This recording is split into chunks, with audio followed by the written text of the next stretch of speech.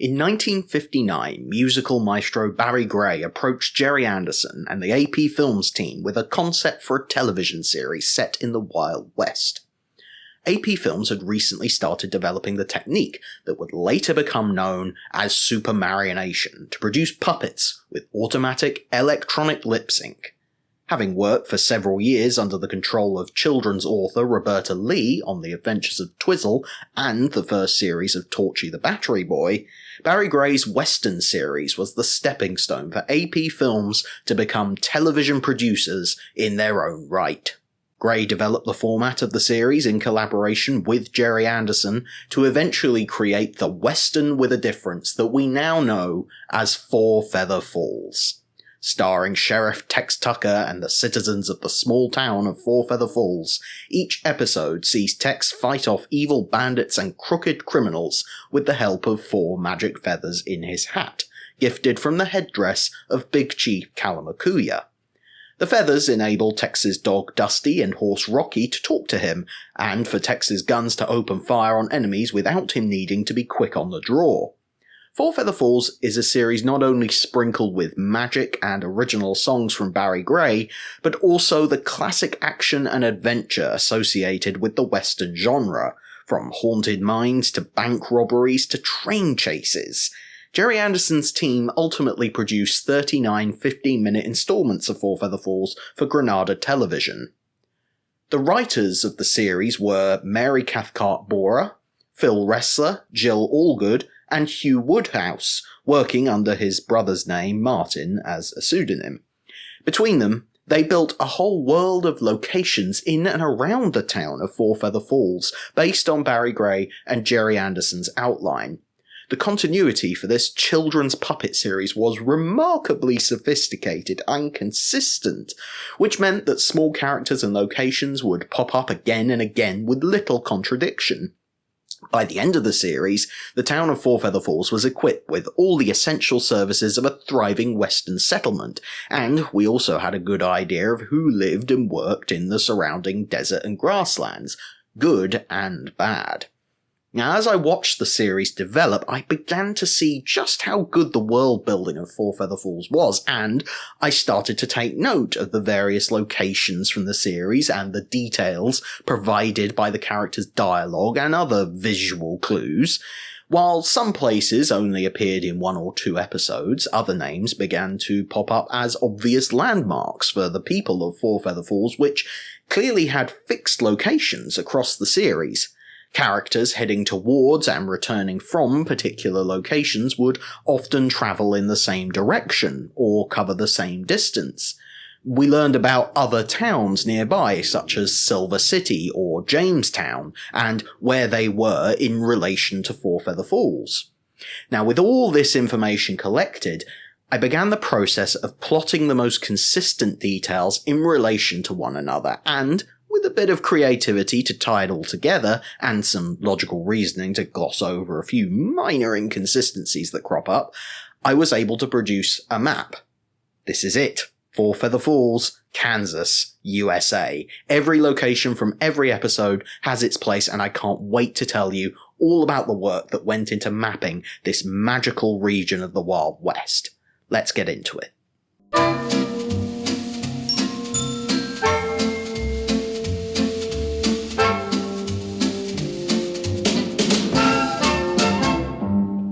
The first question I wanted to answer was figuring out roughly which part of the USA the series is supposed to take place in. It isn't made entirely obvious on screen, but Barry Gray's early handwritten notes about the series conclusively tell us everything we need to know. The initial working title for the series, which became the song sung over the end credits, was Two Gun Tex of Texas. So immediately we know that the star of the show, Tex Tucker, came from Texas. The series is set in the 90s, that's the 1890s of course. Finally, the place is clearly labelled as Four Feather Falls, Kansas. Many of Barry Gray's original concepts for the characters and their names were changed over the course of the series' development. Buster, the sheriff's simple but well-meaning assistant, was dropped, while Rusty the dog became Dusty, and Snowy the horse became Rocky. The name Spelltown was briefly considered but corrected to Four Feather Falls. Documentation shows that the setting of Kansas remained in place throughout the series' development, but the only reference to the state actually made in the finished program comes from the song over the end credits, Two Gun Tex, with the line, "He's known throughout all Kansas through every single mile." The 1890s Kansas setting is approximated well on screen. The US state of Kansas was formally created in 1861 and saw a great industry in cattle drives develop, which is referenced frequently in the series as the railroad was inching its way across the country. The desert landscape seen in the series was forged in a harsh climate. Land was cheap, so small towns made up of ordinary folk migrating to the area were able to establish themselves easily. With the fictional town of Four Feather Falls firmly placed in Kansas and Tex's home originally situated somewhere in Texas, we know that Tex travelled north during the events of the first episode. Specifically, Grandpa Twink tells Jake that Tex came from the Valley. The term the Valley is a local name for the lower Rio Grande Valley at the southernmost tip of Texas on the border with Mexico. Tex would have travelled north through the state and likely stopped off in Dallas along the way. Dallas is referenced a couple of times during the later episodes, the Ma Jones story, A Cure for Everything, and Ambush, which features a train carrying passengers from the town of Four Feather Falls back home from the Dallas Fair. The state of Oklahoma, in between Texas and Kansas, didn't enter the Union of the United States until 1907, after the events of the series took place. In the 1890s, the region was divided into two territories, known as Oklahoma Territory in the west and Indian Territory in the east.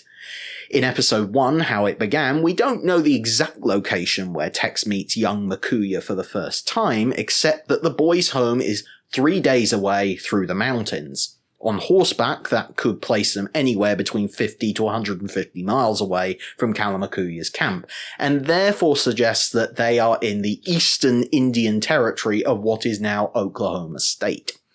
Travelling over the highlands, which Makuya only refers to as mountain, they eventually reach the dried-up falls from which the town of Four Feather Falls ultimately gets its name.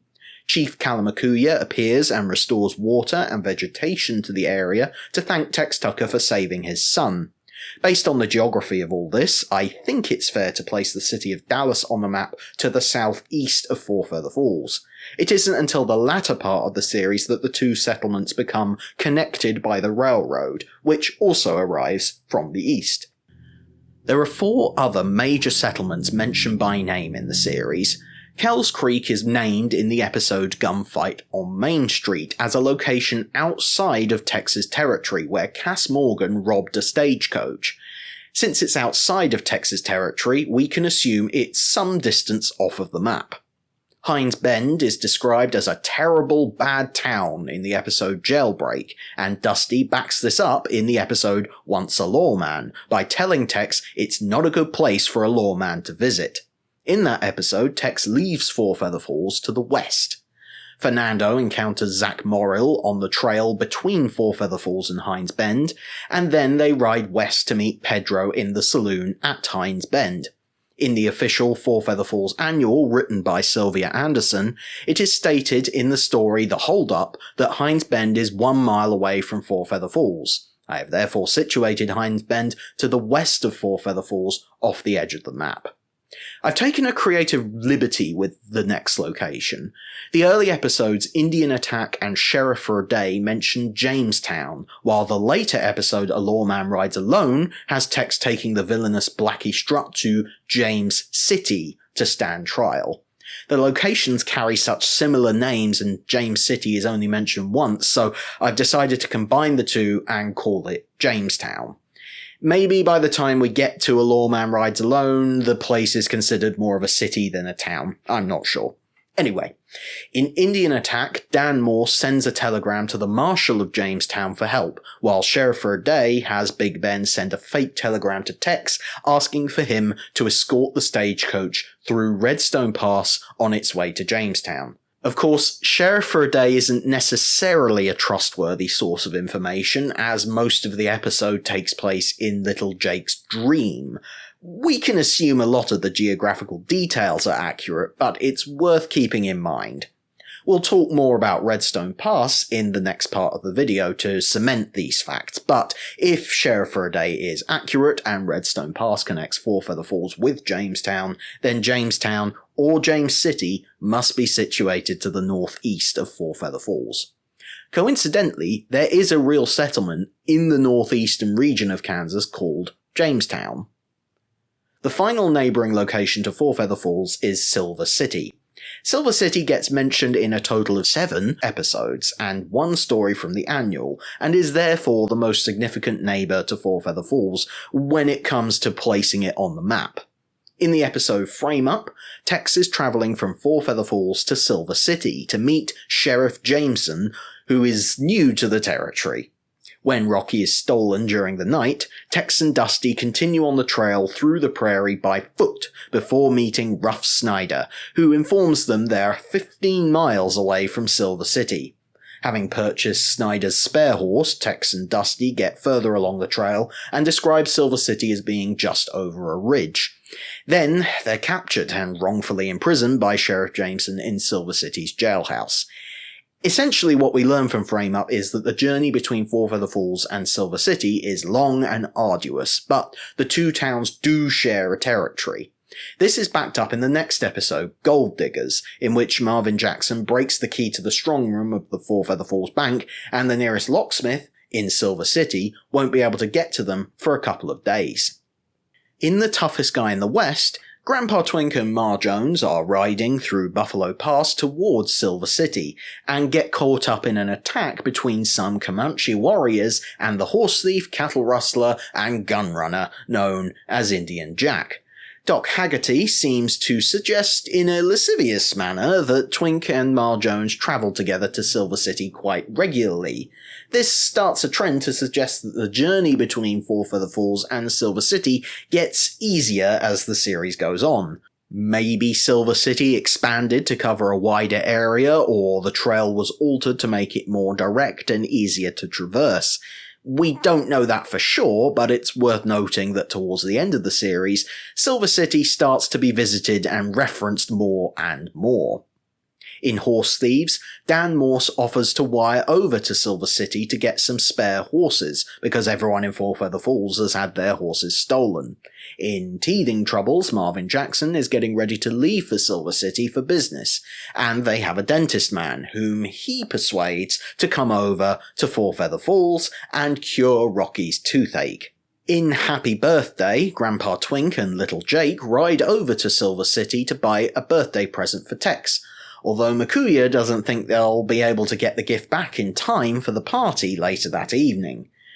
Finally, Ride 'em Cowboy depicts a rodeo contest being held between Four Feather Falls and Silver City, with plenty of friendly and unfriendly rivalry becoming apparent between the neighbouring towns.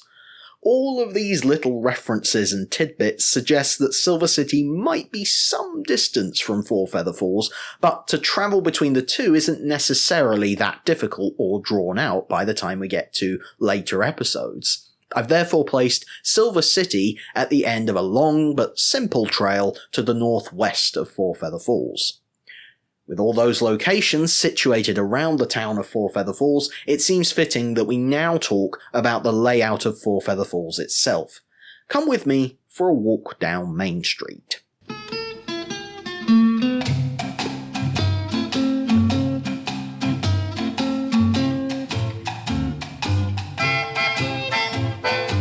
After producing the pilot episode of Four Feather Falls in the ballroom of Islet Park Manor House, the AP Films crew moved to a small warehouse unit on the Slough Trading Estate to establish their own custom-built studio. The set for the town of Four Feather Falls was one of the largest built for the series, but only rarely did we see anything beyond a single street with buildings on one side. Of course, there were buildings on both sides, but most of the action was filmed facing just one direction. For the sake of simplicity on this map, I've matched the orientation of the town so that the angle we usually view the buildings from is facing north, while the lesser seen parts of the town are on the south side. The location of the key buildings in the town remains consistent throughout the series, with only minor details changed as things progressed. Starting from the west side of town, where most people enter and exit from, we have a building carrying the sign Madison & Co. Livery.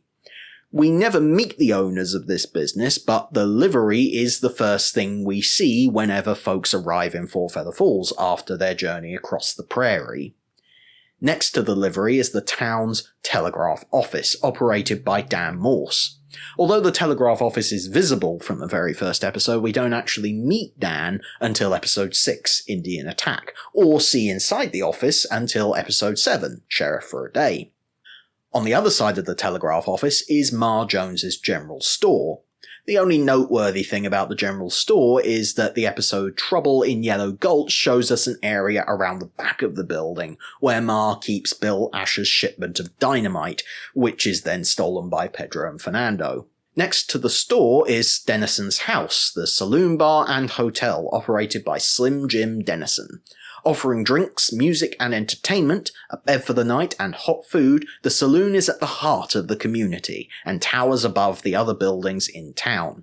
In Indian Attack, the roof of the saloon makes for the perfect vantage point to watch out for incoming threats. Slim Jim and the interior of the saloon aren't shown on screen until episode 11, Frame Up.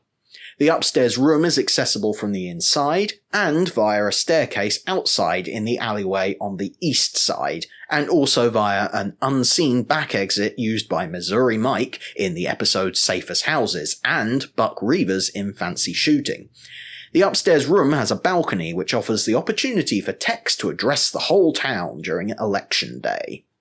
The alleyway next to the saloon leads from Main Street to some stables where Tex's horse Rocky resides. In Ride 'em Cowboy, the alley also connects to an unseen area where Tex watches Bart Stevens and the Silver City Boys show off their rodeo shooting skills. The stables are behind the sheriff's office where Tex Tucker lives and works. The small building features an office, a bedroom, and a small jail cell. In the episode Gold Diggers, Pedro and Fernando's treasure map tells them that gold is buried 20 paces from the hitching rail by the saloon, which turns out to be underneath the jailhouse, ultimately suggesting that the jailhouse was built some time after the saloon and its hitching rail. What occupies the space next to the sheriff's office on the east side of town is up for some debate. Let's talk about Grandpa Twink's house. In the first episode, How It Began, it's established that Twink's house has a view of Main Street, but its exact position is not shown in relation to the rest of the town because they were likely built as two separate sets in the Islet Park Ballroom. In Indian Attack, Twink can hear someone over by his house whilst manning the barricade on Main Street, and in turn, Pedro can be seen from behind Twink's house.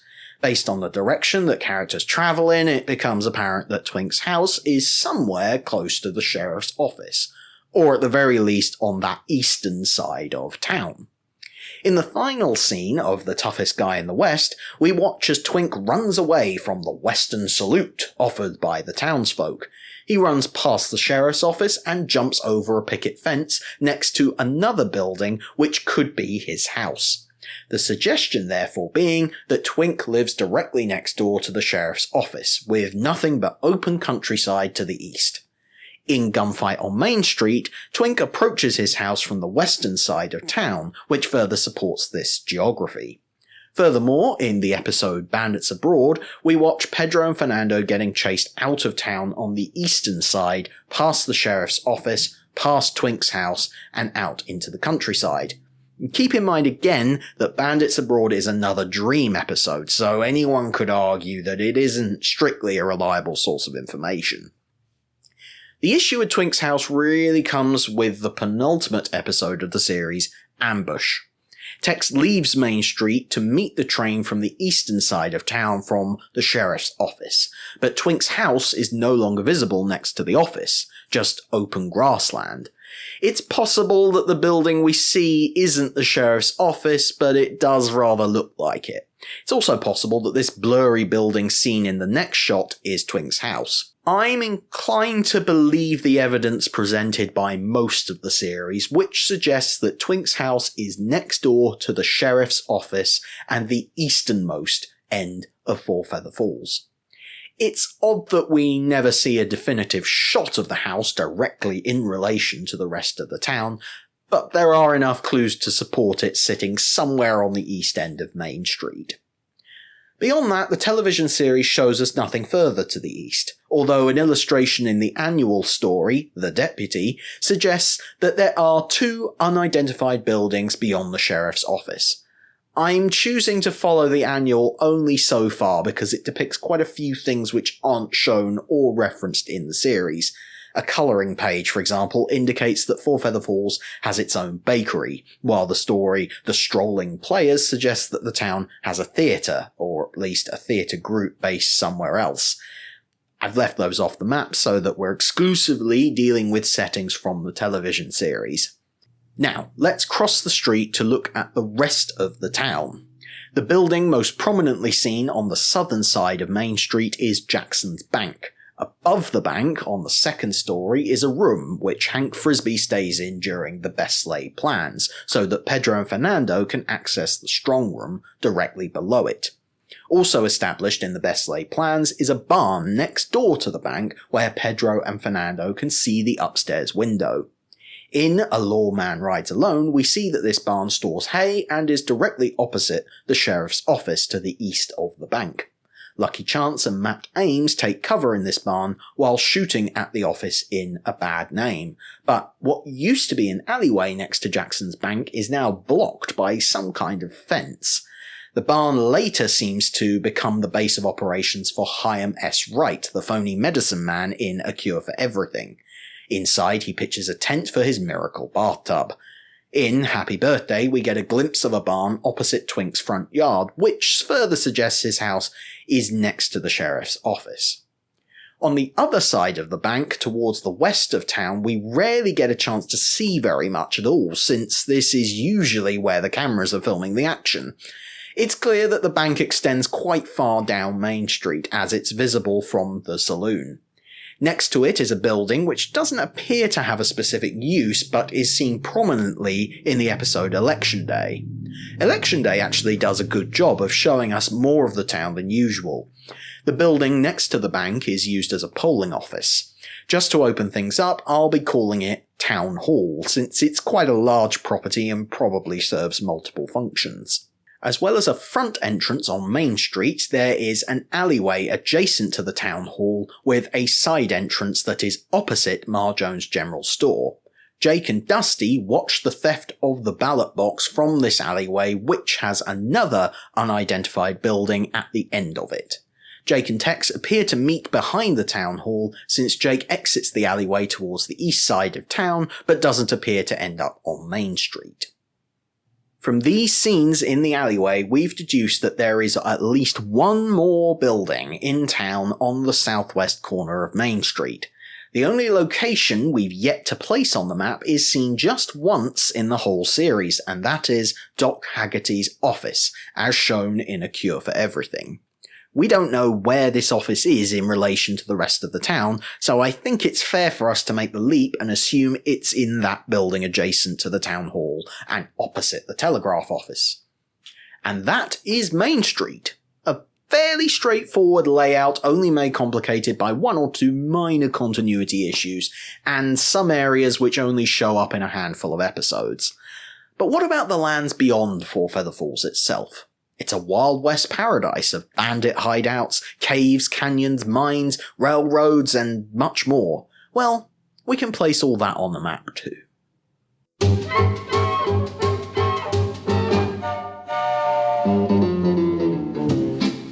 So much of the series is about characters travelling from A to B. People arrive in town dramatically, leaving town dramatically, making schemes in remote locations, or ranchers calling Tex out to solve all their problems. Some of the paths in and around Four Feather Falls are trodden more often than others, but I've tried my best to arrange all of them into some sort of order, and I think the writers of the series must have had something similar in mind when they were coming up with stories. There's a lot of consistency between episodes that made all this mapping possible in the first place. Let's start in the West. As we discussed earlier, the road from Silver City to Four Feather Falls seems to be long but relatively easy for anyone to navigate. In The Toughest Guy in the West, Twink's horse and buggy are said to return to the town from the direction of Buffalo Pass, suggesting that this is the name of the route towards Silver City. In Happy Birthday, Makuya meets Jake and Twink at a waterhole somewhere on the road between Four Feather Falls and Silver City, so we'll place that over here where the road from Hines Bend meets Buffalo Pass. The episode Trouble in Yellow Gulch sets us up with an interesting problem.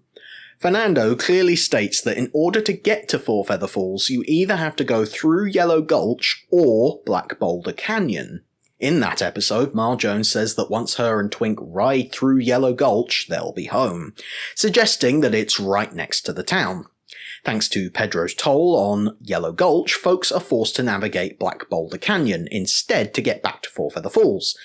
As its name suggests, Black Boulder Canyon is a pass dominated by an enormous black boulder balanced precariously at the top of a hill which could fall down on anyone passing through.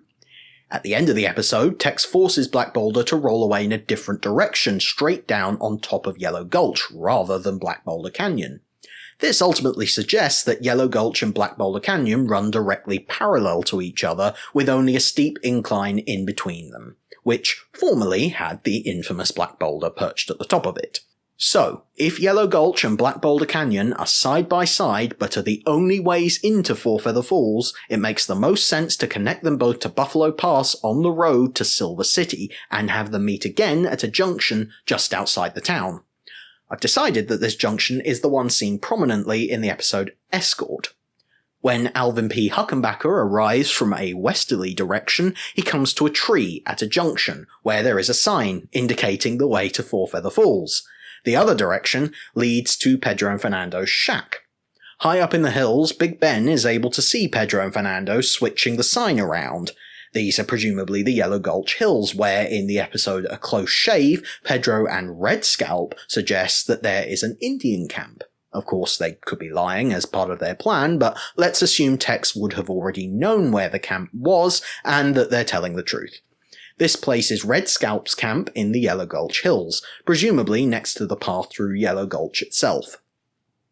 Taking the path north from the junction seen in Escort, we pass the location I've chosen for Ben's hideout. The place goes through a few changes throughout the series. We first see it in the episode Gunrunners, and Tex seems to have no issue finding it on his way back to Four Feather Falls. In a little bit of luck, Ben and his associate Johnny say that they have a hideout just outside of the town, which we could infer is Ben's usual hideout. In Fancy Shooting, Buck Reavers is on his way to Four Feather Falls when he rides past Ben's hideout, and then enters Four Feather Falls from the western side of town. With these scraps of information, we can ascertain that Ben's hideout is most likely somewhere close to Four Feather Falls, on the west side, perhaps overlooking the Yellow Gulch Hills and close to Pedro and Fernando's shack, because of all the collaborating that they do. So, I've placed it on the nearest point to the north of the town. The issue of Pedro and Fernando's shack is rather less straightforward. In the second episode, Kidnapped, it is established that the bandit duo have a hideout not far from Four Feather Falls, and Redstone Pass is the most direct route to get from the town up to said hideout. Earlier on, I mentioned that Redstone Pass was a potential route towards Jamestown in the northeast, so that places Pedro and Fernando's shack somewhere on that road. We're also told by Tex in Kidnapped that there is only one approach to the hideout. Despite the fact that in the next episode Pedro has a plan, Tex and Grandpa Twink establish that they don't know actually where exactly the shack is located. Except that in episode 8, Dusty Becomes Deputy, Tex seems to know where it is again when he sees the shack is on fire. Yes, Pedro and Fernando burn down their own shack in order to create a diversion. They're really smart guys.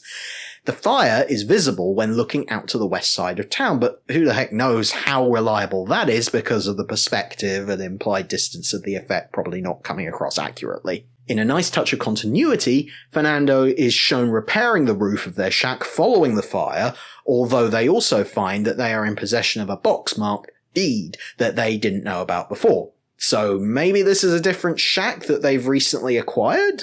Anyway, as mentioned earlier, the dialogue in Escort indicates that the route which doesn't lead to Four Feather Falls is the trail going up to Pedro and Fernando's shack.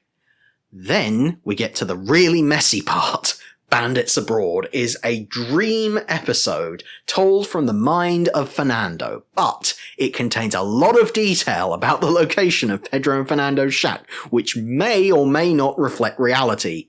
Marvin Jackson and Dan Morse are seen chasing Pedro and Fernando out of Four Feather Falls towards the eastern side of town. The trouble is, we've established Redstone Pass on the west of the town, and if there's only one way of approaching the shack itself, we've got to do some creative work to make all these paths make sense from both the west and easterly directions. To complicate things further, Pedro and Fernando agree to split up on their way back to the shack. Pedro is going to take the path through Dead Man's Gulch, while Fernando takes the Canyon Pass. Regarding Dead Man's Gulch, we've previously heard about Dead Man's Hill in Gunrunners, which is where Red Scalp and Ben agree to meet. Meanwhile, Canyon Pass is only ever mentioned here in Bandits Abroad. Then, Pedro encounters Fernando's doppelganger, Pancho Gomez, while riding through Dead Man's Gulch. Pedro is confused because he clearly states that Fernando couldn't have gotten to Dead Man's Gulch from Canyon Pass, and he obviously doesn't twig that Pancho is not Fernando. This therefore suggests that the two paths are very separate and don't intersect.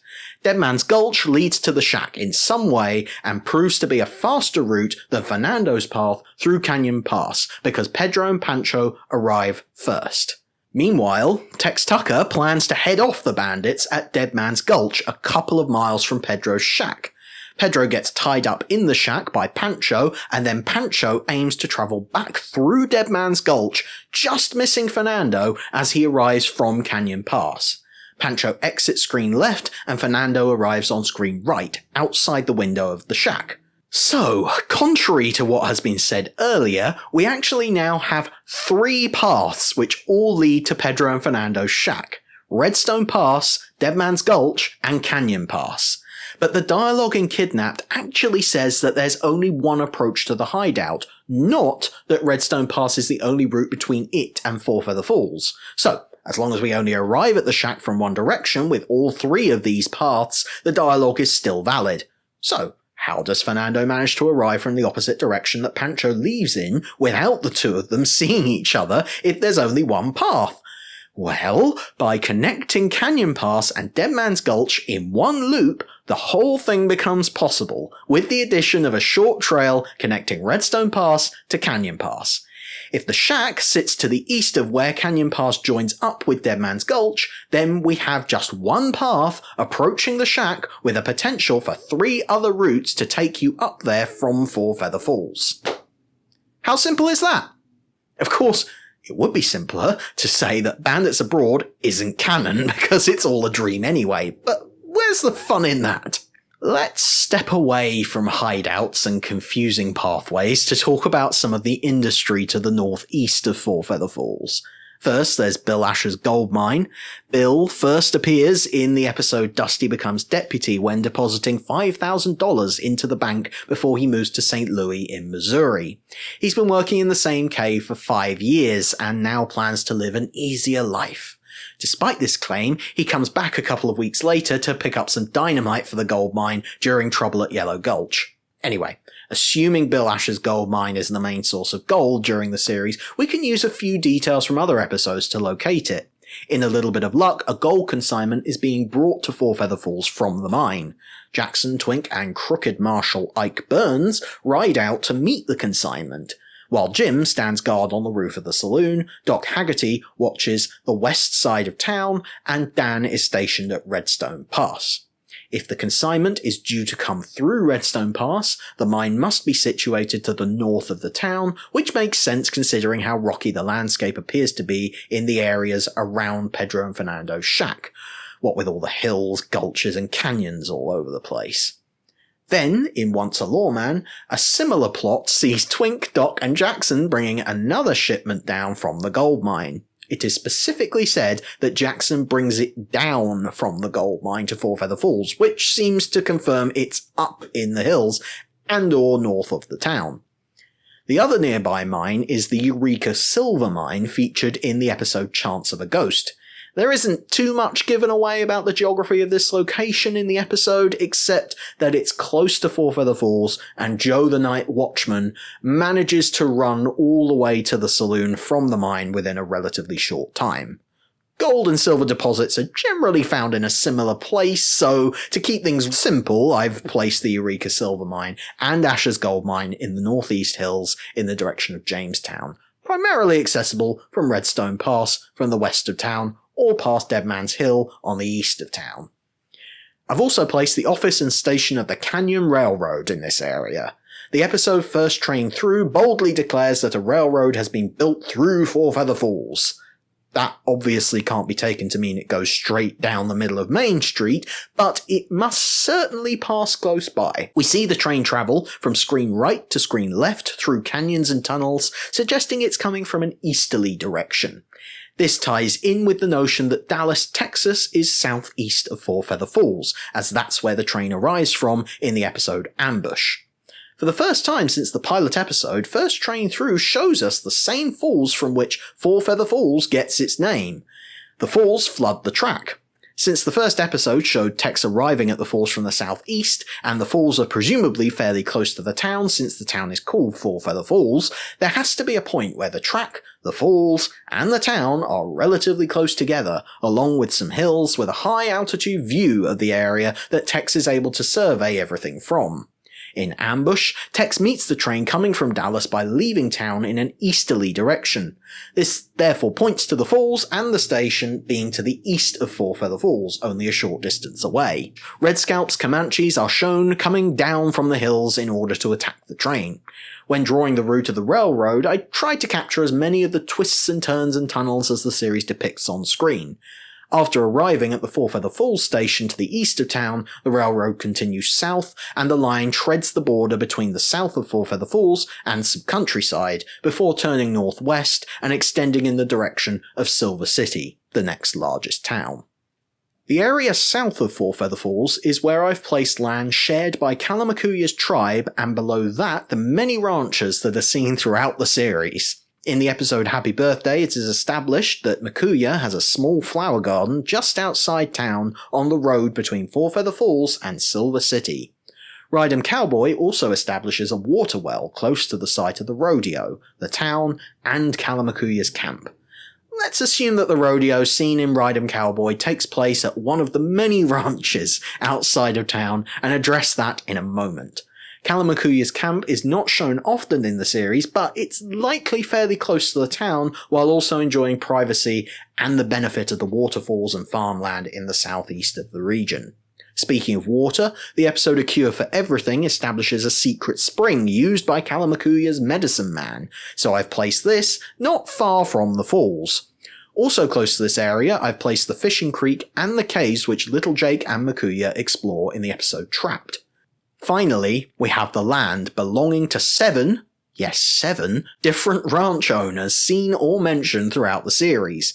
I have placed these properties together so that they are all close to a water source, which makes the ground fertile, and all connected to Four Feather Falls on the west side, because that's the part of town most people enter and exit through. In the episode Buffalo Rocky, there are two ranchers we hear about but never meet, Sam Berg and Buck Wheatley. Wheatley reports via Twink that he's had his horses stolen, and Sam Berg almost gets his horses stolen until the thief, fellow rancher Pete Carson, comes across a trap set by Tex and Abe Weeks. More on Abe's part in this later. So already we have to account for 3 patches of land with Berg, Carson and Wheatley's ranches all established as being somewhere within Tex's territory. I've therefore placed those closest to the town to ensure they're within his jurisdiction. Next to that, on the road towards Kells Creek, I've placed the ranch belonging to Joe Lucky Chance. Since Lucky and his foreman Matt can't be certain which town Big Ben is making for at the beginning of the episode, it suggests that they're chasing him from some distance away, hence why I've positioned Lucky's ranch close to the southernmost point of the map. Next, the episode Land Grabbers introduces us to Morg Fenton, who is said to have the biggest patch of land in the region, but he wants more. He has his eyes on Abe Weeks' ranch, better known as Circle Z, because it has the best water available for the herd. Tex is also adamant that Circle Z is outside of his own territory, so there's not much he can do to save Abe from Fenton's scare tactics. Based on this information, I had to place Abe Weeks' ranch at a distance away from Four Feather Falls so that it lay just beyond Tex's boundary line. That is, until he purchases the ranch at the end of the episode to resolve the conflict. The fact that Circle Z is close to a good water source also ties in with what we see in Buffalo Rocky, which sees the tracks of the stolen horses from Abe's land getting traced to a stream. I've therefore placed the area downstream from the falls and the creek next to a large patch of land owned by Morg Fenton, before he was arrested at least. One more ranch which may or may not be real comes from the Dream episode Bandits Abroad, as Marvin Jackson and Dan Morse ride back into town having spent a pleasant evening at Zeke's ranch. We don't know anything about Zeke. In fact, we don't even know his last name, or if he even exists. So, for argument's sake, I've called him Zeke Smith, placed his land on the road to Kells Creek, heading south.